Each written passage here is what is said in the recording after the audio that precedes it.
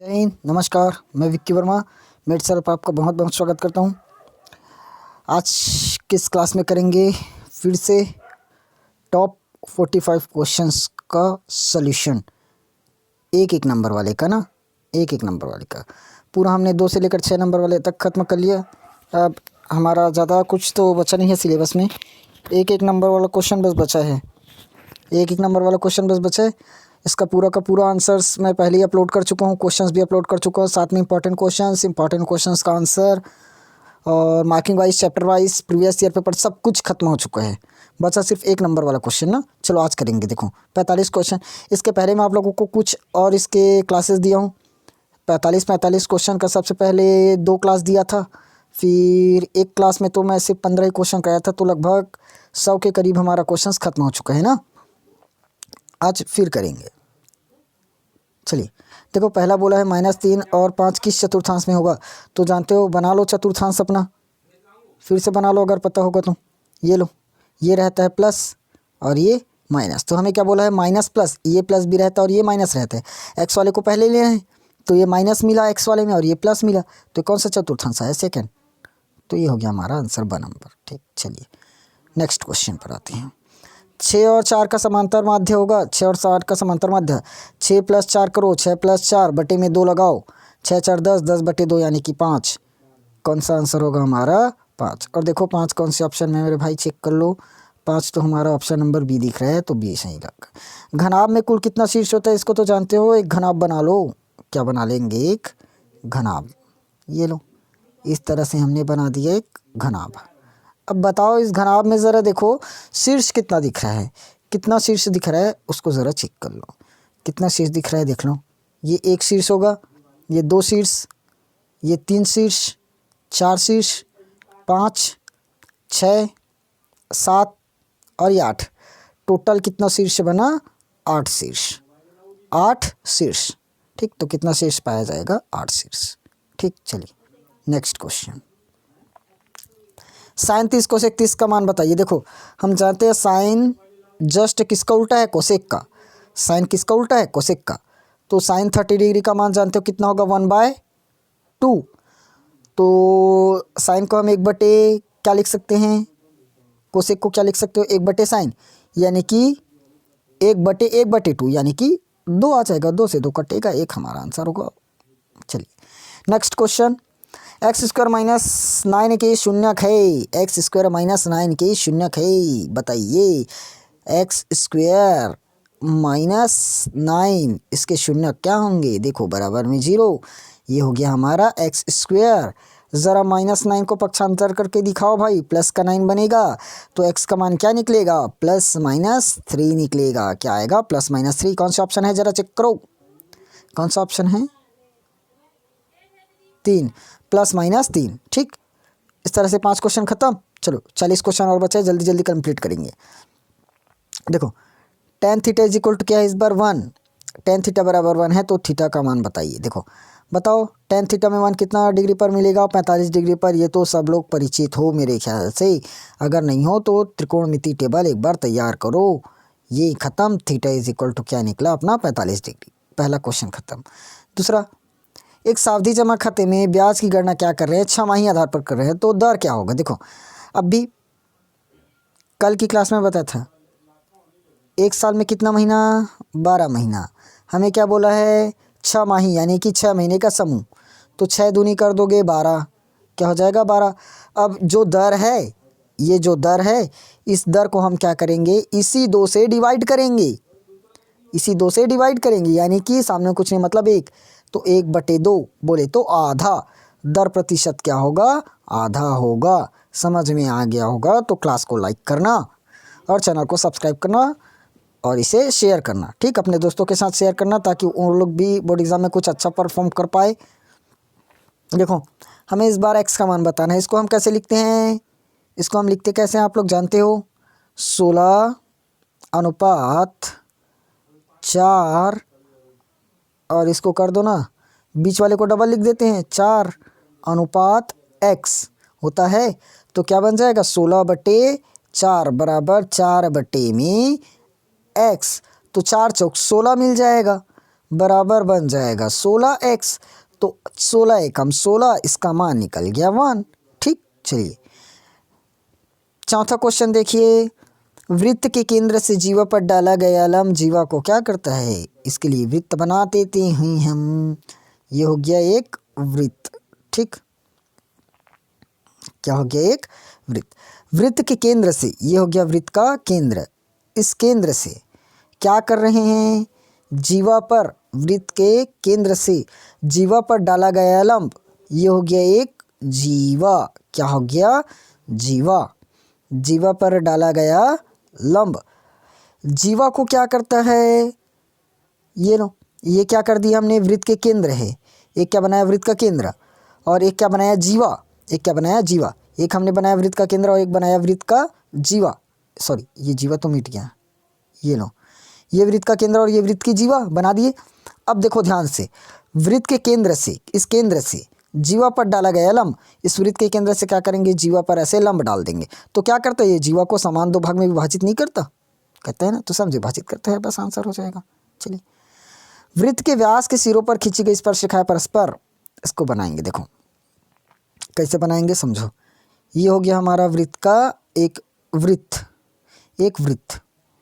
वृत्त के व्यास के सिरों पर, एक मिनट, वृत्त के व्यास के सिरों पर ये वृत्त हुआ और ये इसका व्यास हुआ, वृत्त का व्यास। इसके सिरे पर, यानी कि सिरा ये हुआ, सिरे पर स्पर्श रेखाएं क्या होंगी? ये एक स्पर्श रेखाएं खींचे, ये एक स्पर्श रेखाएं खींचे, तो ये दोनों स्पर्श रेखा एक दूसरे के क्या कहलाएंगा? समांतर ही तो कहलाएगा। इस तरह से जाती है उसे समांतर कहते हैं ना, तो यहाँ पर क्या आएगा? समांतर आएगा। ठीक, चलिए, वाई अक्ष पर स्थित किसी बिंदु का एक्स निर्देशांक क्या होगा? कई बार हो गया बताते बताते 0 होगा करके। यदि दो त्रिभुज सर्वांग हो तो हमेशा समरूप होते हैं, ये सत्य होगा। अच्छा, ऊपर ये सत्य सत्य बताए ना, वाई अक्ष पर स्थित किसी बिंदु का एक्स निर्देशांक 0 होता है, तो ये सही है। यदि दो त्रिभुज सर्वांग सम होंगे तो समरूप भी होंगे, ये भी सही है। थर्ड क्वेश्चन में, और tan 90 माइनस थीटा, देखो tan 90 डिग्री माइनस थीटा किस में चेंज होता है जानते हो? कॉट थीटा में। तो ये ऑप्शन भी हमारा सही, मतलब ये आंसर सही। जिस राशि पर ब्याज की गणना की जाती है उसे मूलधन कहते हैं, ये भी सही। अरे इसमें बहुत ज़्यादा सही सही हुआ, 1 2 3 चारों सवाल सही। देखो समीकरण निकाय 1/a2, तो हमें अद्वितीय हल प्राप्त होगा, ये बस गलत है भाई, देख लो, ये बस गलत है। अद्वितीय हल ऐसे नहीं मिलेगा। अद्वितीय हल के लिए a1/a2 नॉट b1/b2 होना चाहिए। ठीक, अब देखो मैं एक ट्रिक बता रहा हूँ आप लोगों को। अगर सत्य असत्य मान लो नहीं पता, वैसे पूरा पता होना चाहिए। इतना तैयारी कराने के बाद एकदम साल भर नहीं पढ़े हो तब भी ये बना पाते हो, लेकिन अगर तब भी कोई स्थिति में ये मिलता है कई बच्चों को कि हमें सत्य सत्य हम नहीं बना पाएंगे, तो कुछ मत करना, आँख बंद करके सब में सत्य सत्य भर देना। सब में, पाँचों में सत्य सत्य सत्य सत्य सत्य बस डाल देना। और अगर असत्य भरना है तो सब में असत्य डाल देना, लेकिन असत्य उतना खास होगा नहीं, सत्य सत्य ज़्यादा डालना। ठीक, अगर नहीं पता है तब की स्थिति में सत्य सत्य भर देना बस। ठीक, चलो 15 क्वेश्चन ख़त्म। अब फिर से ये तो हो गया, हमने क्या क्या ख़त्म किया?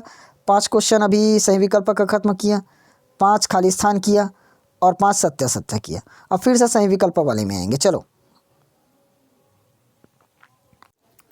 चलिए, नेक्स्ट सही विकल्प का क्वेश्चन आप लोगों के पास ये है। देखो, x² - 4 का शून्यक है, ये बताना है। x² - 4 शून्यक मतलब 0 कर दो, तो फाइनली x² बराबर निकल जाएगा आप लोगों का +4। तो कौन सी संख्या का यदि स्क्वायर करोगे तो +4 देगा? तो 2 का स्क्वायर करोगे तब भी +4 आएगा, -2 का स्क्वायर करोगे तब भी +4 आएगा, इसलिए +-2 इसका आंसर होगा। ठीक, मैं इसका शॉर्ट्स में एक क्लास भी लिया था जिसमें 20 से 30 सेकंड में इसका कंसेप्ट आप लोगों को क्लियर कराया हूँ, देख लो। तो x² बराबर क्या निकला? +-2, तो ये हो जाएगा हमारा ऑप्शन सही। ठीक, चलिए सेकंड क्वेश्चन पर आते हैं। घनाभ में कुल विकर्णों की संख्या, ये कई बार कराए हूँ, अब आप लोग बनाओगे। ये तीसरा क्वेश्चन भी हो गया, कई बार बनाते। चौथा क्वेश्चन भी हो गया, पांचवा क्वेश्चन भी हो गया, इतना आप लोग प्रैक्टिस करोगे।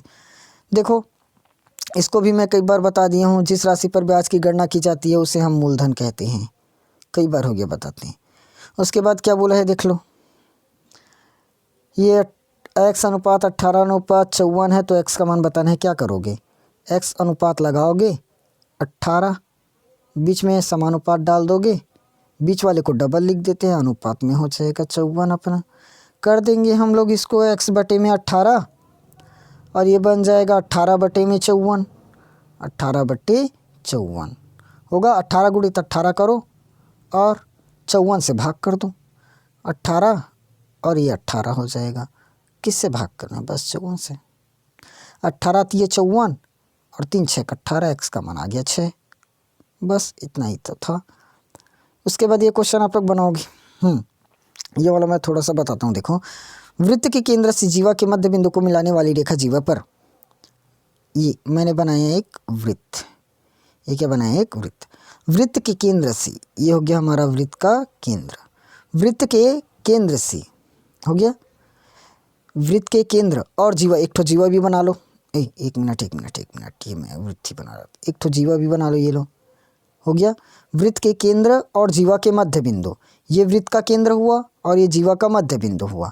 वृत्त का केंद्र और जीवा का मध्य बिंदु, ये जीवा का क्या हुआ? मध्य बिंदु, पॉइंट। तो और इसको वृत्त के केंद्र से मिला देंगे।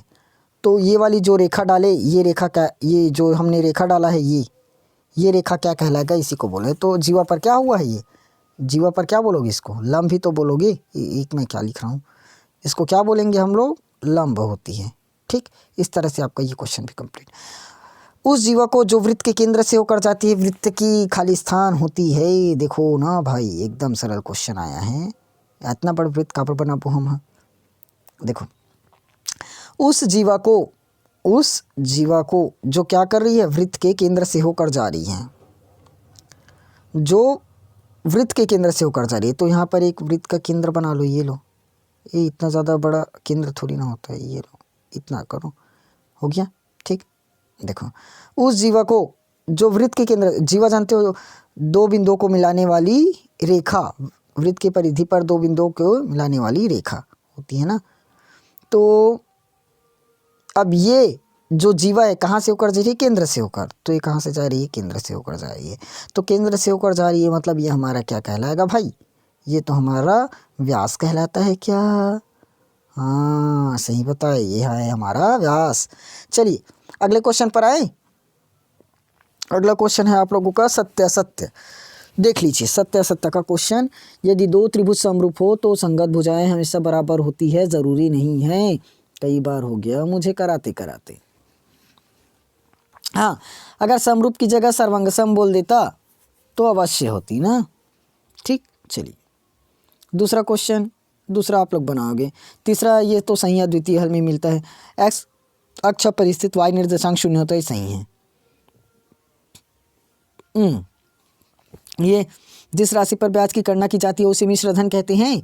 ये तो गलत है, उसे मूलधन कहते हैं। जस्ट अब भी बताया हूँ, ऊपर में कहीं तो बताया था। ये जिस राशि पर ब्याज की गणना की जाती है उसे मूलधन कहते हैं। देखो, ये हमारा बोर्ड एग्ज़ाम वाला कौन सर छांटे हैं, एक क्वेश्चन को 2 बार छांट दिए। जिस राशि पर ब्याज की गणना की जाती है उसे मूलधन कहते हैं, ऊपर में बता भी रहे हैं। और यहाँ पर जिस राशि पर ब्याज की गणना की जाती है उसे मिश्र धन कहते हैं, लिख दिए है। तो जिनको पता नहीं होगा वो इसी को डायरेक्ट वहाँ पर मत छाप देना, गलत हो जाएगा। वहाँ सही है तो यहाँ भी सही होना चाहिए। ठीक, चलो ये हो गया हमारा। फिर से हमने कितना क्वेश्चन खत्म किया? और 15 क्वेश्चन खत्म किया। चलो फिर से मैं सही विकल्प के लिए लाता हूँ आप लोगों को। ये लीजिए, फिर से एक सही विकल्प दिया, इसको बनाइए। x² माइनस 1 के शून्य क्या है? इस बार ये बोला है, क्या दिया है? x² माइनस 1 के शून्य क्या है? तो x² बराबर क्या मिल जाएगा? प्लस का 1। तो x बराबर मिलेगा अपने को प्लस माइनस 1, देख लो ये। ठीक, चलो सेकंड क्वेश्चन पर आते हैं। 5 और -3 का माध्य होगा, बताइए आप लोग। 5 और 3 का माध्य, कई बार हो गया पढ़ाते 5 - 3 कर देंगे, 2 बन जाएगा, 2/2 मतलब 1 आंसर। इसको बनाओ।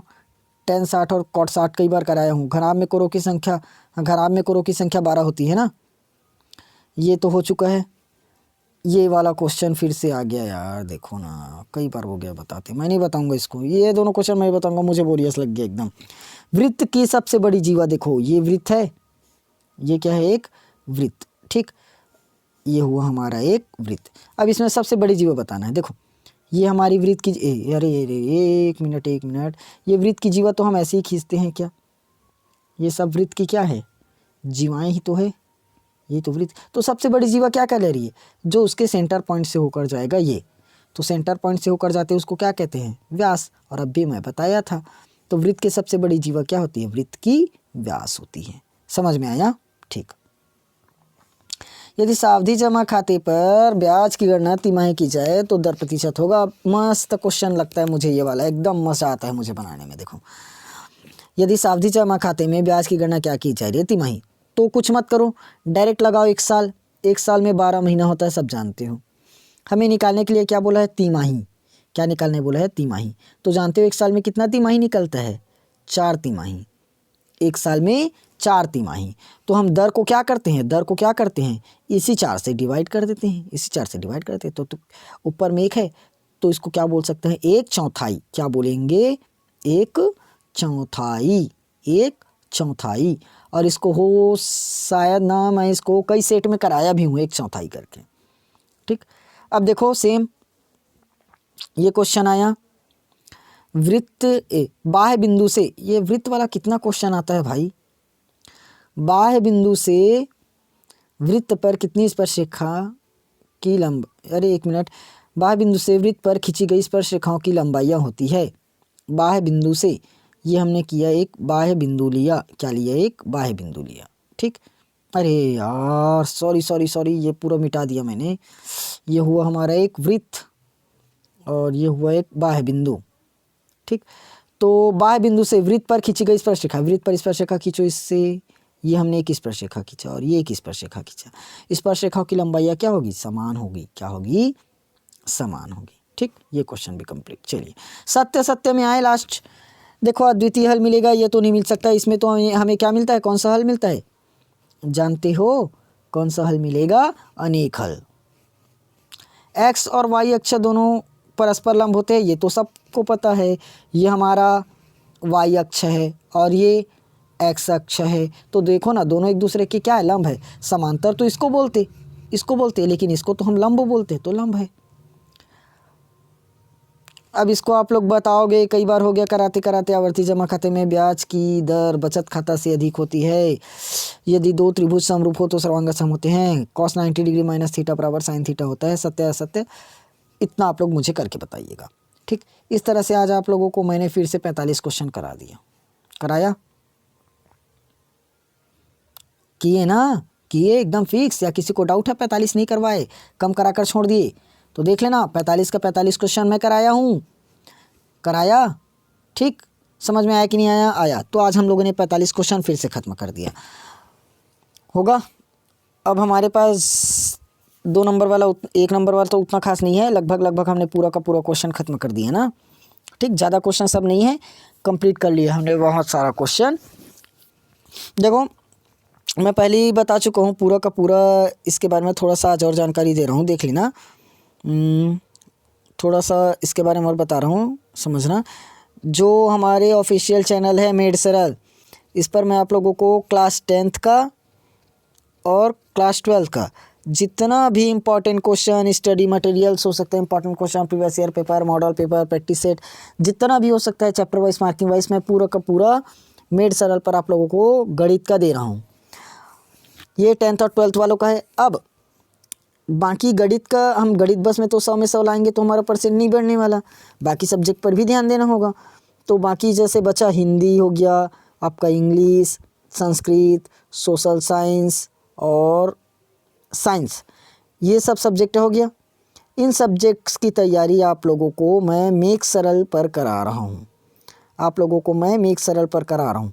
साथ में क्लास 12th वालों का फिज़िक्स हो गया, केमिस्ट्री हो गया, बायोलॉजी हो गया, क्योंकि यहाँ पर तो मैं मैथ्स करा दिया, प्लस इंग्लिश और हिंदी, साथ में भी क्या बोलते हैं उसको, आर्ट्स वालों का जो भूगोल, इतिहास और राजनीति है, साथ में अपना अकाउंट, कॉमर्स वालों का अकाउंट, लेखाशास्त्र और वाणिज्य और अर्थशास्त्र, इन सभी का जो प्रीवियस ईयर, इसका तैयारी तो मैं नहीं करा सकता, प्रीवियस ईयर ज़रूर दे रहा हूँ मेक सरल पर।